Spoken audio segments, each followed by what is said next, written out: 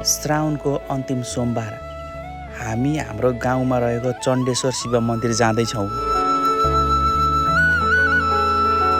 बाटो अलिक अप्ठ्यारो, सानो खोल्सीमाथि बिजुलीको पोल लडिन्छ कि भन्दै तर्दैछौँ।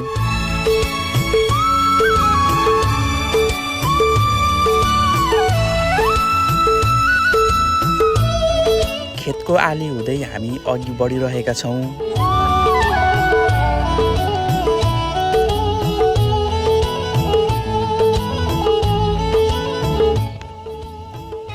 आमा र कान्छी भाउजूले पूजा गर्ने सामग्री तयार गर्दै हुनुहुन्छ। मन्दिर बाहिर नन्दी राखिएको छ। हामी सबैले पालै पालो नन्दीलाई पूजा गर्छौँ। भगवान शिवको वाहन नन्दी।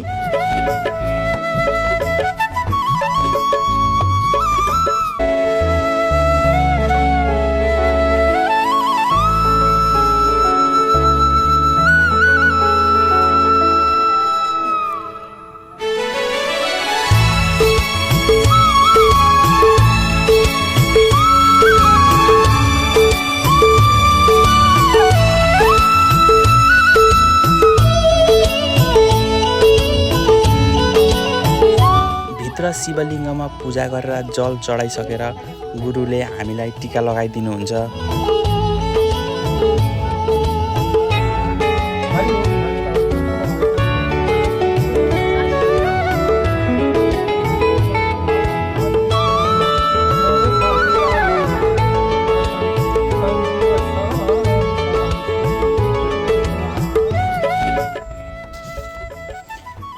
अब हामी घर फर्किँदैछौँ। तपाईँलाई हाम्रो भिडियो कस्तो लाग्यो, राम्रो लाग्यो भने कमेन्टमा हर हर महादेव लेख्नुहोस्।